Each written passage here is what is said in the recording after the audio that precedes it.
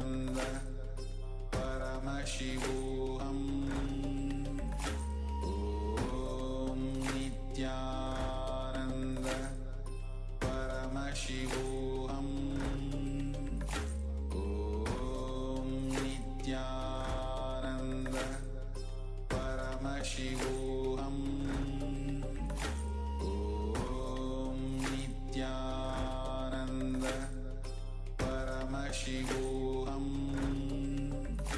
Om Nityananda Paramashivoham Om Nityananda Paramashivoham Om Nityananda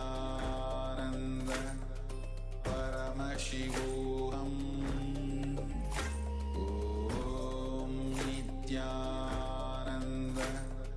Paramashivoham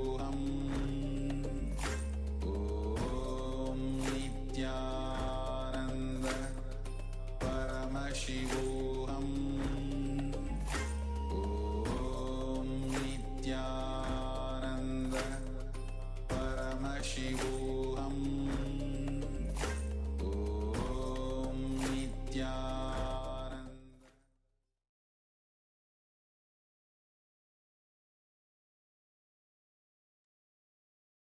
Yes, so now, as we've completed this very round of our manifestation, to scanning our own walk, to see what are the different negative words that we carry within ourselves.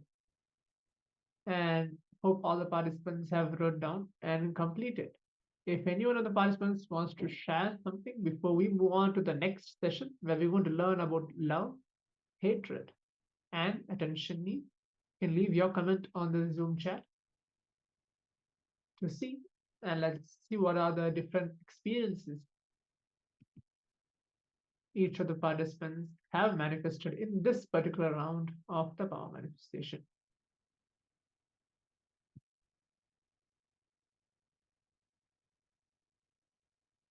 So there's a participant messaging, I want to be a Nirahari, but I have the habit to choose solid food and don't know how to get rid of the habit. I have tried Nirahara Samima, but still can't be a breatharian. Could you please scan my problem and heal my lust?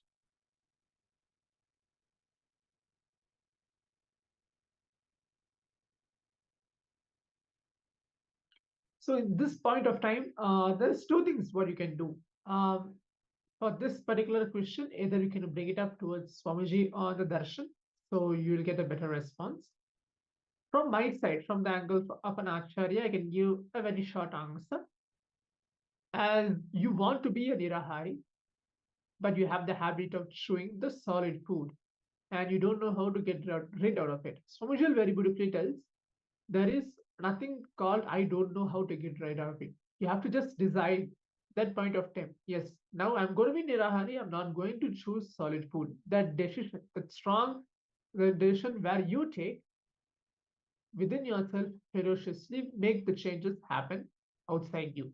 It does not need to be that you have to be a breatharian, and it does not need to be particularly related to your lust as well. So as what I can tell from my side, my answer is just decide ferociously what you need to do without any self-doubt or the interference of your mind coming towards you. More towards that, you can ask for further clarification directly from Swamiji related to this on the darshan today.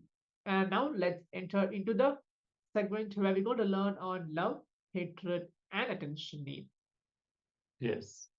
Understand, as long as love is conditional, hatred and love are opposite sides of the same coin. Love can flip into hatred the moment we feel that our expectations are threatened. In love of this type, it remains love only as long as the conditions remain as expected. The moment the conditions change, the love also changes. Often what we believe as love is actually related to time and space. So long as the distance between the lovers is large and the time of contact is minimal, they feel love towards each other. However, once they get closer and spend more time together, they feel that they are not so much in love after all. That is why they say familiarity breeds contact. Familiarity can also convert love into hatred. To transcend both love and hatred, we first need to drop expectations. Expectation is the first enemy of love. We all go through several stages of relationships in our lifetime. If you observe very closely, whichever stage we are in, when we ask for love, we are actually asking only for the other person's attention. The dependency on others might be psychological, physical, or spiritual. For example, when you expect someone to lend you a shoulder to cry on, you are dependent upon him or her psychologically.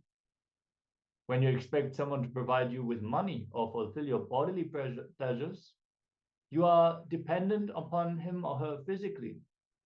In whatever way people may fulfill this dependency, what it boils down to is the attention that they give us. The whole idea of love is nothing but getting the attention of the other in some way or the other. So make an honest list of at least one or two persons in your life whom you really love. Look in, let's take just a few moments and pen down. You should always have your pen and paper ready for the sessions. Whenever a powerful cognition clicks with you, you can note that down. You don't necessarily have to take session notes or protocol like that. But whenever you have a powerful click, you should note that down. That will really help you to reflect on what you learned throughout the day, what patterns you might have broken throughout the day, and it'll just solidify the experience. So look in and just pen down a few persons in your life whom you really feel the love connection to.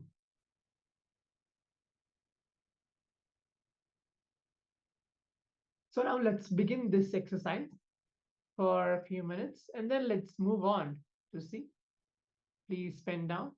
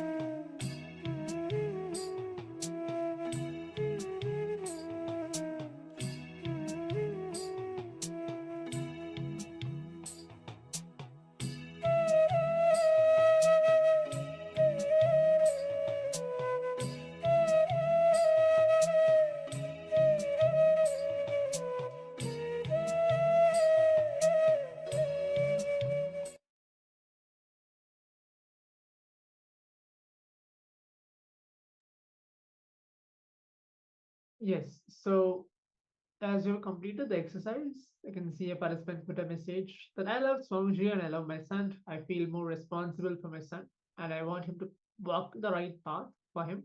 I think he's a very lovely and innocent being, a very good child. Why my love for Swamiji is far more than my son. Wonderful. So let's continue. Here Swamiji continues to tell, we love anyone who pays us compliments, is it not? We think twice before arguing with them. We secretly nurture a good name with them in the name of love. If they go back on their approval of us, we might fall into depression. So we continue to please them and love them. Like this, there is always some hidden reason for our love. What does this mean? We love our next generation as long as they are extensions of our life, as long as they fall into our pattern of thinking, as long as they live in accordance with our convention. We love them. We simply fulfill our own desires through them. We fulfill our lives through them. Whatever we couldn't accomplish in our youth, we try to accomplish through them. We use them as an extension of our own life. Our love is not as great as we claim it to be. Even we don't know the real depth of our love. That's the problem. We say and do a lot of things in the name of love, but in reality can be shockingly different from all of that. If we integrate the love emotion in us, it can be a highly sincere and authentic expression of our original nature. As long as our love happens towards a particular object, even if the object is a person, we will try to reduce that person only to the level of an object. So understand, whenever our love or our attention is towards something in particular, we will be only materialistic. We will be creating suffering for ourselves and for others. We will only suffocate the object or person. Instead, if we turn our attention towards the experience of love itself, we'll be liberating the object and we too will be liberated from that object. That's the beauty of love that happens just as love and not for the sake of any object. Yes, Swamiji continues to tell, when you start possessing someone, you bind yourself also. If you're walking holding your dog's leash, be very clear that you are also bound. Don't think only the dog is bound. You're also bound. Don't think that only the dog cannot run away. You too cannot run away. You may be thinking that you're holding the rope and the dog may be thinking that he's holding the rope. Who knows? We always place our attention in the wrong space and miss the truth. When we place our attention on an object, we miss the inner experience of love that can happen within ourselves. We misunderstand that the excitement and the joy of love can happen because of an object. We don't understand that the excitement or the joy of the love happens not because of the object, but because of us. It is the energy that happens within each one of us. So now, without further ado, let's enter into the powerful condition listening directly from the Supreme Pontiff of Hinduism. Swamiji is here telling how love is one of the dimensions of living in the space of enlightenment. Let's listen. And if any one of the participants wants to have any powerful conversation, please pen down and let's enter into the satsang now.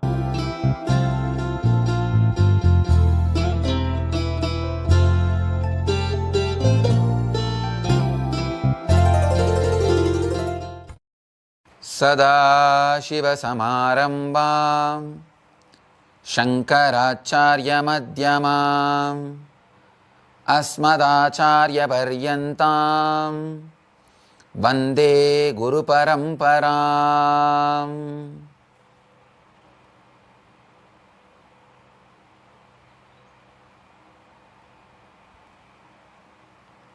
I welcome you all with my love and respects.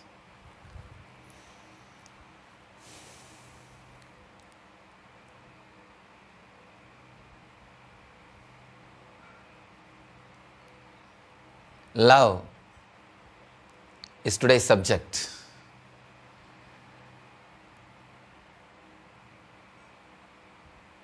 It's almost talking about the whole cosmos, whole universe, all the energies which moves the cosmos, the very force, very life, very energy which is cosmos can be called as love. I'll talk about different dimensions of love, how love has become this matter, and love, how the love resides as energy inside this matter, and how love activates as energy the matter, and how love makes matter to move. I can say the beginning and continuous flow and end. Everything is love. The very life force is love. The different levels and different dimensions of love, if we understand, we can understand in which level we are, which dimension of love we are experiencing, in which level we need to move, and which dimension we need to experience, and how our being can become more and more blissful and spiritual, experiential. That's the main thing. Understand, whenever you experience love, even if it is in the lowest form as you think, the moment you experience, the very experience leads you to the next level of love.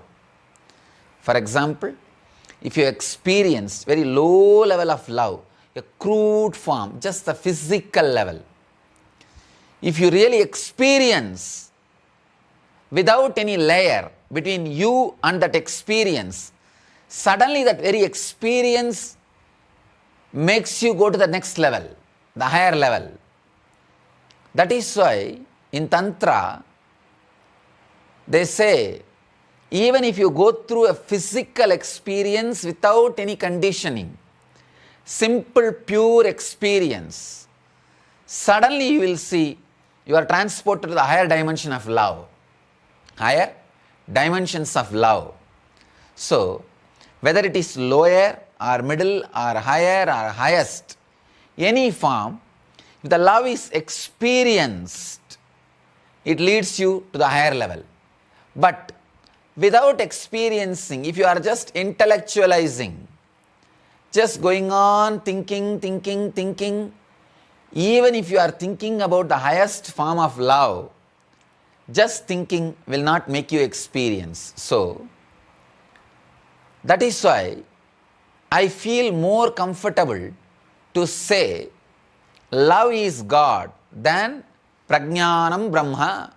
Prajnanam Brahma means the knowledge, consciousness, that is God. Both mean same. When you say whether love is God or consciousness is God, both mean same. But the word love is God can be more applied in your life. The word love is God is not just a declaration, it is a technique also. If you start experiencing love, even in the lowest form, directly, it will lead you to the higher and higher and higher spaces. If you are only intellectualizing, conceptualizing, thinking about the love even in the highest form, it won't be leading you anywhere. That is why the people who go on thinking the Prajnanam Brahma, consciousness is God, knowledge is God, super consciousness is God, they go on creating the different intellectual layers, but never experience love. Only a personalities like Shankara who experienced love, when he says Prajnanam Brahma, it is experience, it is truth. Ordinarily, without experiencing the love, if you just go on repeating the word, the higher consciousness is God, Prajnanam Brahma, it is just nothing but a word. verbal game, Pandits playing.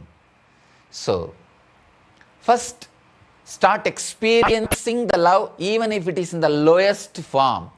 Whatever form it is available in your inner space, start living it.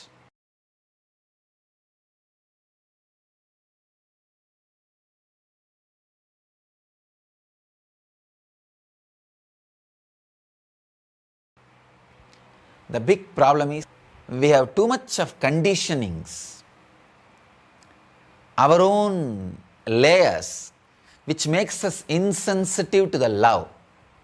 First thing, your body is insensitive because of conditionings. Your senses have lost the ability to experience love. I have seen people, they know everything about these trees and forests, but they can't enjoy the forest or tree or love the mountain or the nature. They can enjoy the photographs of the nature, but they can't enjoy the real nature. When they are really in nature, they are just suddenly at loss. They can't be, they can't rest, they can't relax, they can't be at ease. So you need to understand this one important truth.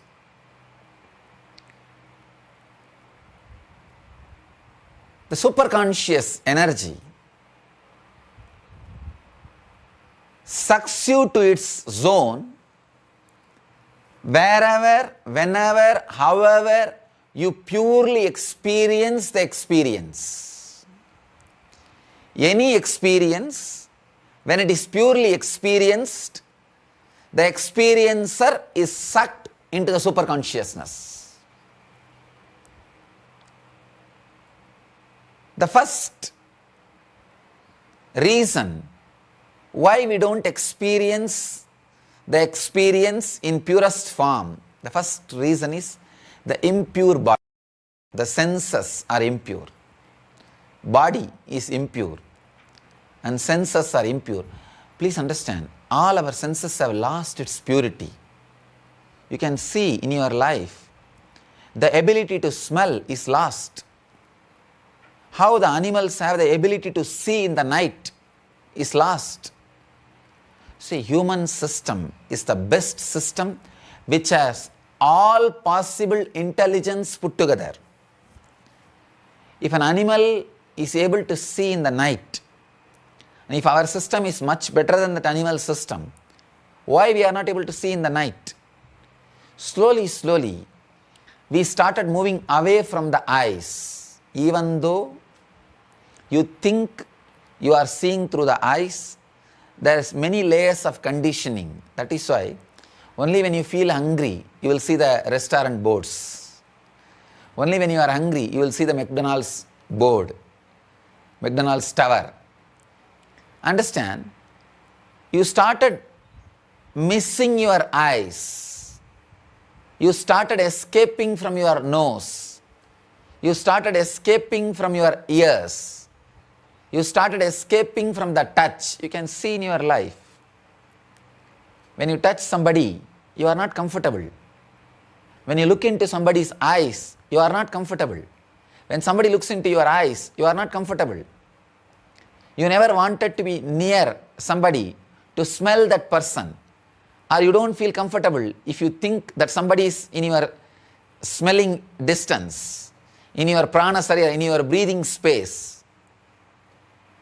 Our senses have lost its truth. Our senses have lost its purity.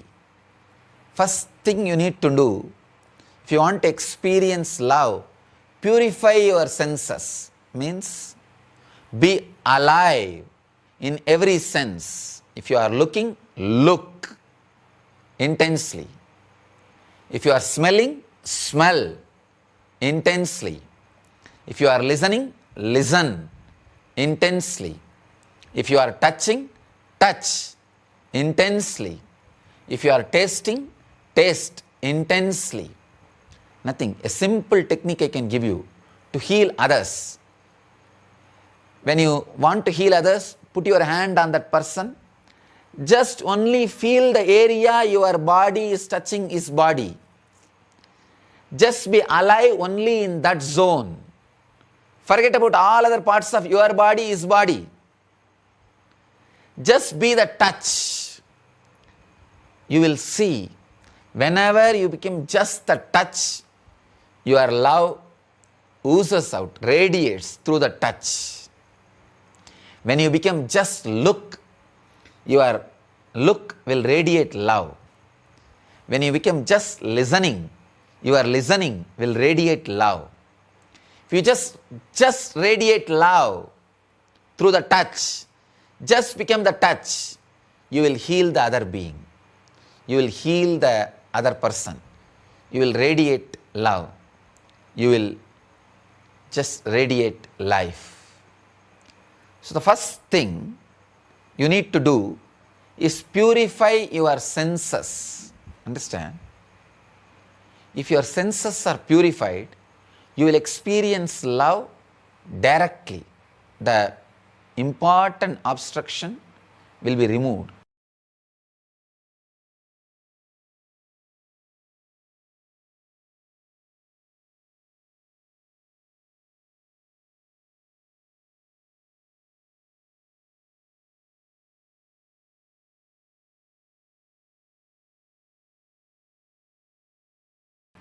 The second thing, removing the conditionings about the love. Either you are taught, if you love, you will be caught in bondage, or if you love, it will lead to suffering. What was the formula taught to you about love? That is a very major, important thing. How your love is going to end. Please understand. If you are taught right formulas about love, you will not have conditioning. If you are taught wrong formulas about love, that very wrong formulas will not allow you to relax in love. I have seen many people. They can't relax in love. They are not comfortable with love. So much of fear about love. So much of fear about love, they can't get into love. They can't relax into love. So much of fear, they'll think, oh, I don't know what will happen to this love, how it will end, will it end in a wrong way, will this person also cheat me?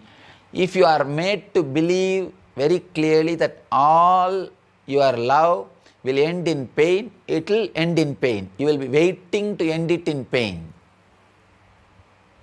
Because whatever you believe, you want to make it as reality and see it. Please understand.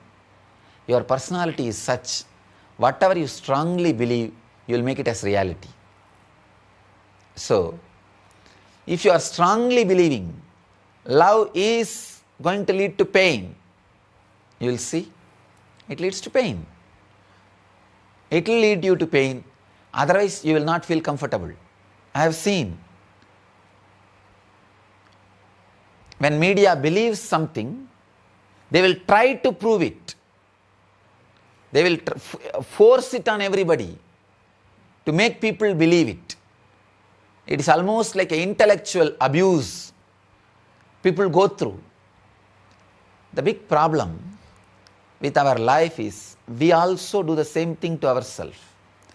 When we start believing some truths, some ideas, we force that on our life. We force that on our life.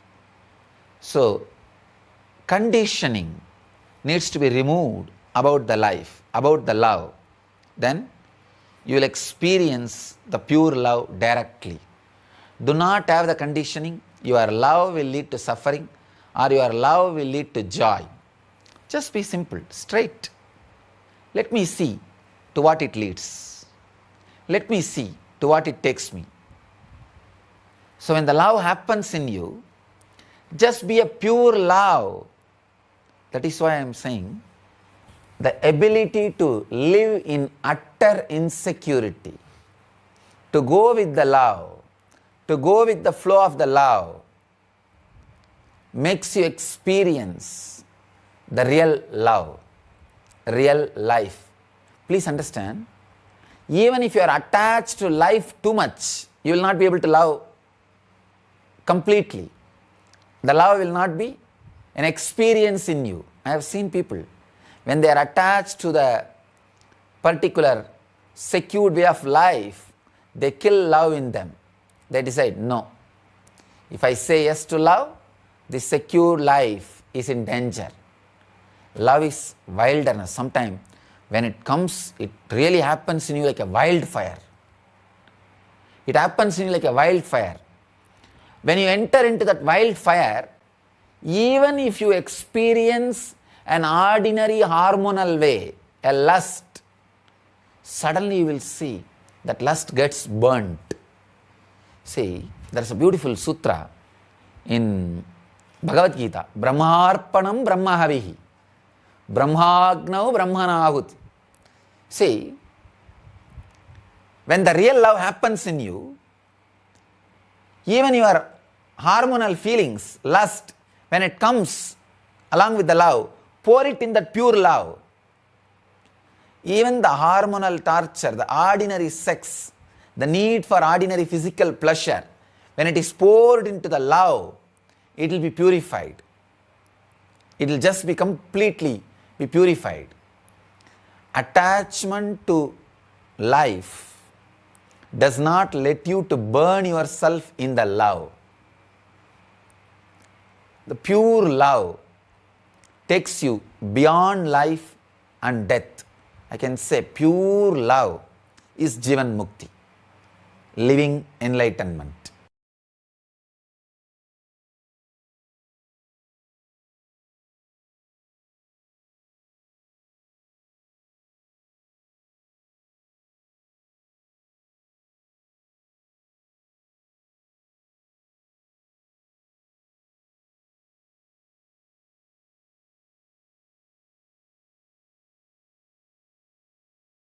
There's a very beautiful story, the life of Shankara.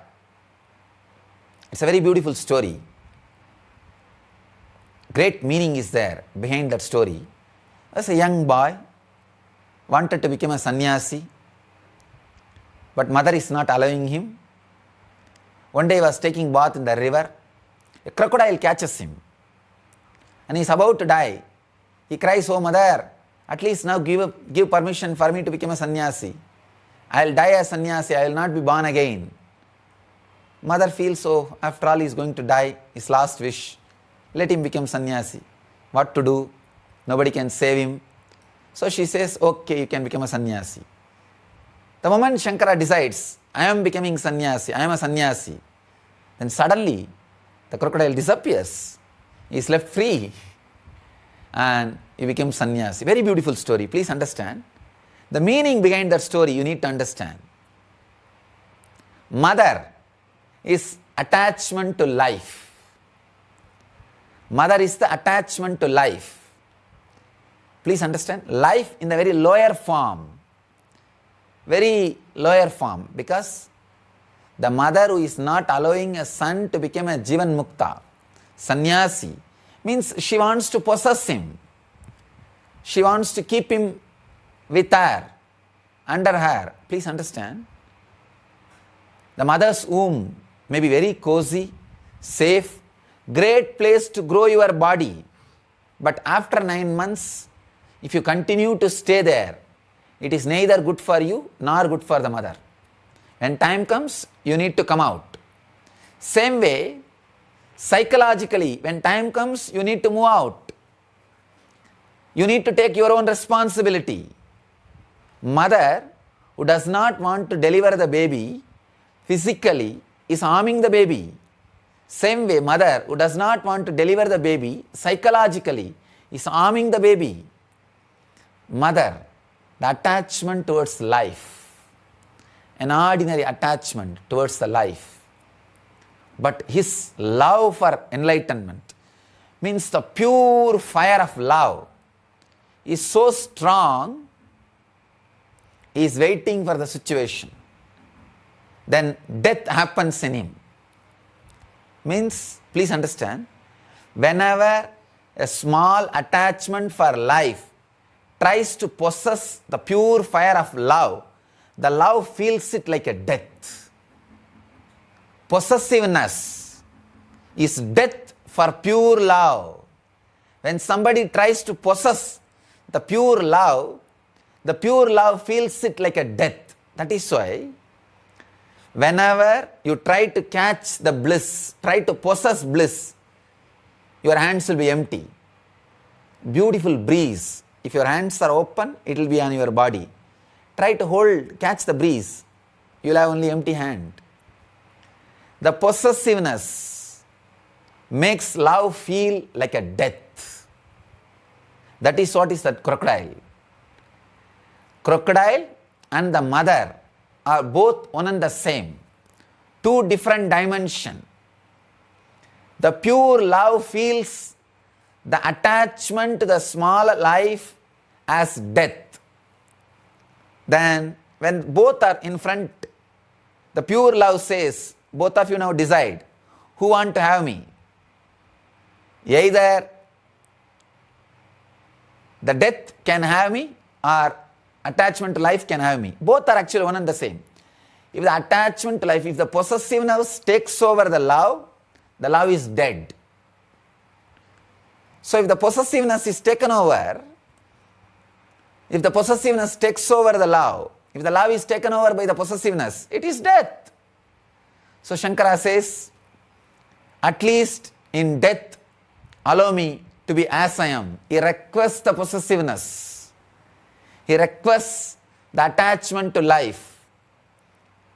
Suddenly attachment to life understands, yes, I am destroying him. Anyhow, if I stay with him, he will be destroyed. Let me move out. Let me relax. Let me settle down. Please understand, whenever you possess your lover, you are killing the love in him or her. You are reducing that person to an ordinary person. The joy which you had around him or her will simply disappear. Possessiveness reduces beings into matter. When the attachment to life understands, if it continues to possess love, pure life, it will reduce that into the death. It relaxes. Let's go. When the possessiveness is gone, death also has gone. The love achieves enlightenment. That's the significance, meaning behind this beautiful story. Understand? It's a very beautiful story. Just see, when mother says, all right, you can become sannyasi, I'll lose my possessiveness over you, I give you the freedom. Suddenly death disappears. Crocodile is not there. Death is not there. When you take the possessiveness away from the love, suddenly love becomes enlightenment. When you take your conditionings away from the love, love becomes enlightenment. If you have any conditioning about love, love will lead to lust, or love will lead to suffering, or love will lead to joy, love will lead to bliss, love will lead to pain. Even if you have the conditioning, love will lead me to God, drop everything. Drop all conditionings. The first level you will see, love will lead to joy. That is the Muladhara level. Next, love will lead to safety, security. That is the Swadhisthana level. Love will lead to peace. That is the Manipuraga level. Worry-free life. That is the Manipuraga level. Love will lead to more and more love, energy. That is the Anahata level. Love will lead to bliss. That is the Anya level. Love will lead me to God. That is the Sahasrara level. But all 7 are conditionings. Drop all 7. Love will not lead you to God. Love is God. The moment possessiveness, attachment for life is lost, death is lost, love is enlightenment. Love is God. As long as you think, even the idea, love will lead you to God, it will not. You are caught. So drop all conditionings about love, all statements about love, make your body ready, pure to experience love in any form it happens in you. First thing, make your mind ready to experience love without any conditioning as it happens to you. You will see love is God. Love is enlightenment. Love is Jivan Mukti. Thank you.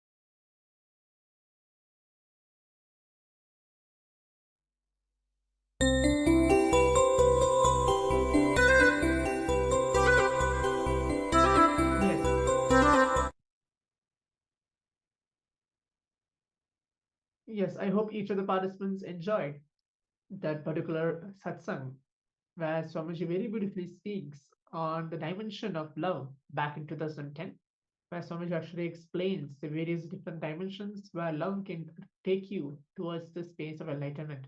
In the meantime, before we move on, continue to understand the deep understanding about love, hatred, and attention need. If any participants wants to share their powerful cognition or clicks, please go ahead and leave a comment on the Zoom chat. So let us know what are your understandings and what are your experiences on this very satsang. Let's move on. Swamiji is beautifully telling here, the next time you are with someone, when you are with your friend with whom you are completely open, remember to practice this very particular technique. Please give a complete listening. Somebody is telling this.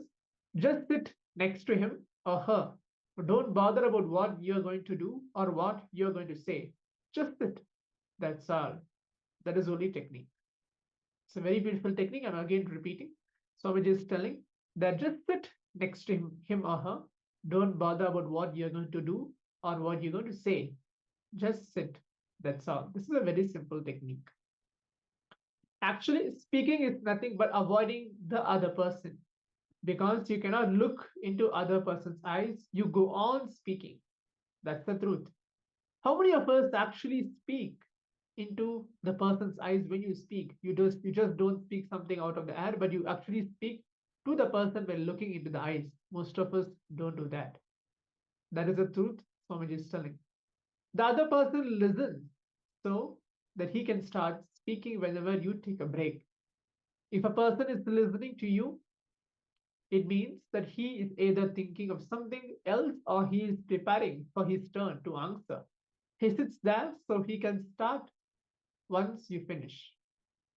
Many times, especially when there is something going on inside which we do not want to share with the other person, we avoid the other person's gaze. When you're just sitting with the other person, you will just feel exactly where the person is at, what is going on in the inner space, and they will be able to feel exactly where you are at. You will be in that space of oneness. To hide away from the other person, we start talking about things. We start involving in useless conversation. The big problem is that we never sit in a relaxed way. Either we are driven by greed, meaning we are in a hurry to say or do something, or we don't know what we are doing, and so we are caught with fear. We just try to finish our job and escape. Either we are in greed or we are in fear. But for now, let us just relax. Be neither in fear nor in greed. Just sit in the present, feel the other person's presence, accept the other person as he or she is, as that being is, and feel what happens inside you. Try this for a few days. Whenever you meet your friends and family, just sit with them. Don't expect anything. Don't drive the conversation. Just sit with that being. Suddenly, you will see that you will experience a different space, one you have never before experienced in your life. When love happens as causeless overflowing, you simply liberate yourself and the other person from your own attachment and possessiveness. Because possessiveness, as you know, it binds not only the other person but you as well. It tortures the other person as well as you. Real love simply liberates both of you. It gives freedom to you and to the other person.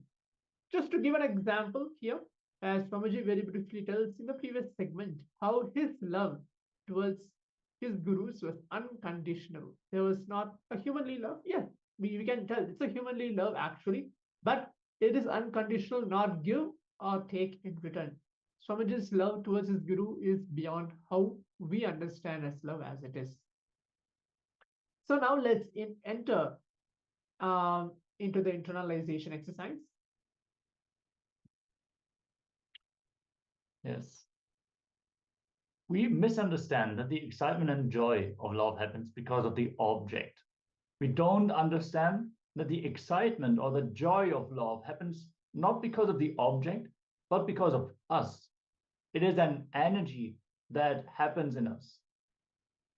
So as we just described, when love happens as the causes overflowing, you simply liberate yourself and the other person from your own attachment and possessiveness. Because possessiveness, as you know, it binds not only the other person, but you as well. Like in that example with the dog and the leash, it tortures the other person as well as you. Real love simply liberates both of you. It gives freedom to you and to the other person. So let us now do the technique that we were talking about, to just sit with them. Not bothering about what you're going to do or going to say, just sitting in Upanishad. Just let us sit with Swamiji without any expectation, without any idea about him. Just sit with him, sit in his presence, just feel the presence of the Master. Accept the Master as he is, as his being is, and feel what happens inside you. Let us all come down to a restful space and let us just sit.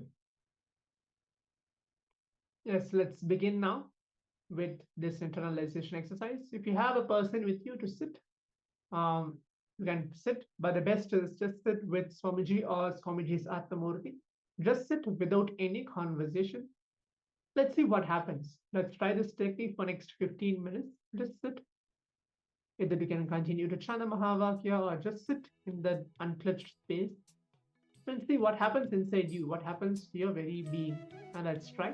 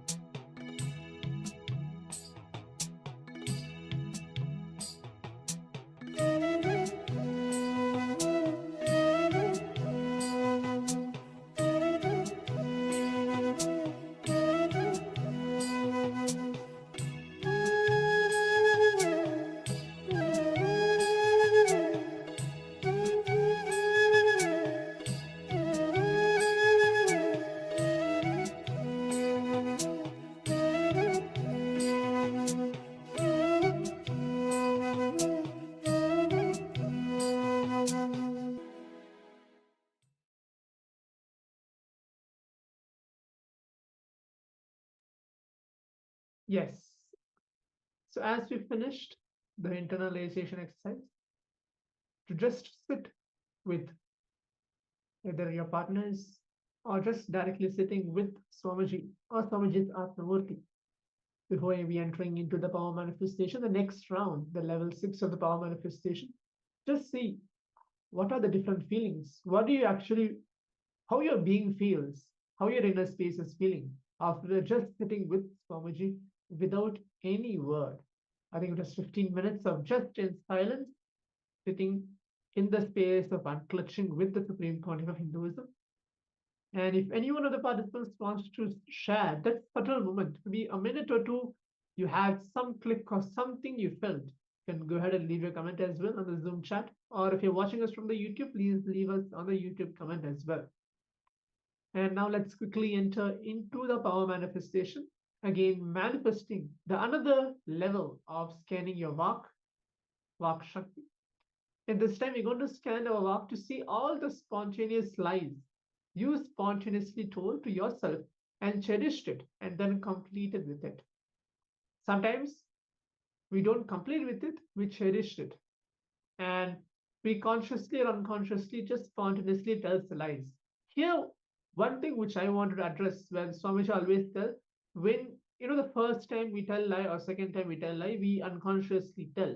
But when we keep on telling, we ourselves believe it, even though we know that is a lie and that affects the Vak Shakti, the power of speech, the power of integrity within ourselves. And when we keep on repeating, it becomes a habit. When we tell a lie, we ourselves believe the lies that we ourselves tell. And now it's a time to manifest this power and complete it once and for all.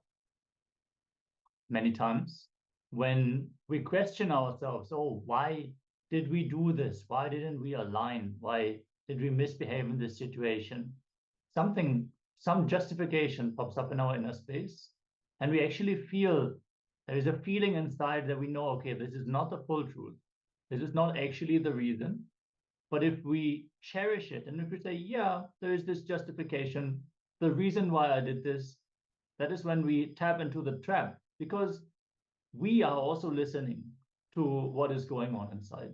So if we start accepting these lies, we will start developing the self-doubt, where we don't trust even our own thoughts anymore. The decisions we take in the inner space, we will lose that trust in our ability to make the conscious decisions.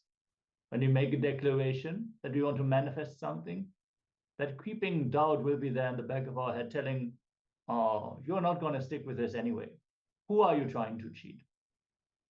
This inner chatter, this self-doubt is what we are going to complete by completing with the spontaneous lies. And once we catch the thread, the moment the spontaneous lie happens in us, we will be able to catch it, and we will be able to just go beyond it, look into the incompletion and get rid of it once and for all. Let us now sit with our head, neck, and spine in a straight line. Connect to Swamiji in your inner space. If you have, you can apply the Jnananjana intensely. Just feel his presence. Sit with him. Simply sit in a receptive mode. Don't try to do anything. Just be and unclutch. Connect to Swamiji. Hold that space of oneness. You can chant the Mahavakya and scan your throat center for all the spontaneous lies that you told to yourself and cherished it. Whatever is revealed in your inner space, pen it down without any judgment. Simply pen down whatever is revealed in this round of the power manifestation. Intensely vibrate with the Mahavakya, and let's begin. Om Nityananda Paramashivoham. Om Nityananda Paramashivoham. Om Nityananda Paramashivoham.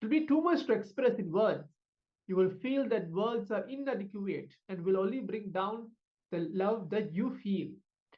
Swamiji tells, real love liberates because it doesn't compel you to express it all the time. It just is. Real love also gives you the freedom to freely express what you want to express. You can easily express anything like disapproval or anger, and it will not be mistaken for reduced love. Not only that, with real love, there'll be no domination or power play in relationships. Many of us do the power play in this particular era. Each person will be like a beautiful flower that has blossomed to radiate its unique fragrance. That's all.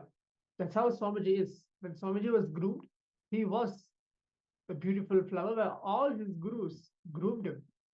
With real love, there'll be no fear or insecurity. In normal love, physical distance between two people causes a lot of insecurity and lack of trust. Real love doesn't look for utility, it operates on sheer trust and is also beyond the real space. As long as real love is there, no relationship can become boring. Understand? Swamiji is telling. As long as love is there, every object or a person is unique. When a person passes away, you grieve only because you regret not having loved him completely. You can love him completely only when your love itself is complete. So maybe you can take a moment to think how many of us think our love is completely complete before we even grieve on the other person. Some of us may think yes, some of us may think no. You can just take a moment to think and look inside. It doesn't have anything to do with the other person. It doesn't matter what kind of person he is. That is the beauty of real love. It loves for the sake of love, not for the sake of other person. If you're grieving for the loss of a person, be very clear. You're grieving because you miss loving him in totality. If you have loved him in totality, you would say goodbye to him with complete restfulness, not with grief. You grieve only because you missed something somewhere. See, even if it is your own father or husband or wife, it is the same. If you had radiated your causeless love to them when they were alive, then when they left, there would not be any regret because you had loved them with rationalizations. Then when they left, the incompleteness of your love towards them would create a hangover. And that hangover is what you feel as grief. Now we are going to enter into this space, the love overflowing in us. Just sit down comfortably by yourself and close your eyes. Focus on your heart region. Exclude everything else. Focus only on the heart.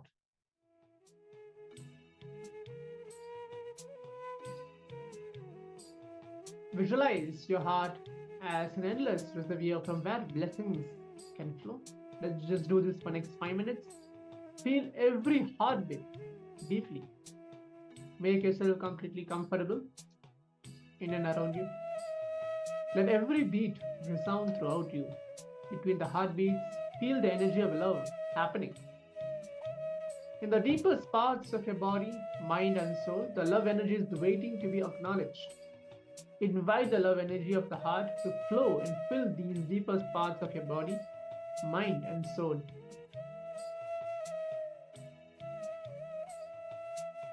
Do this sincerely.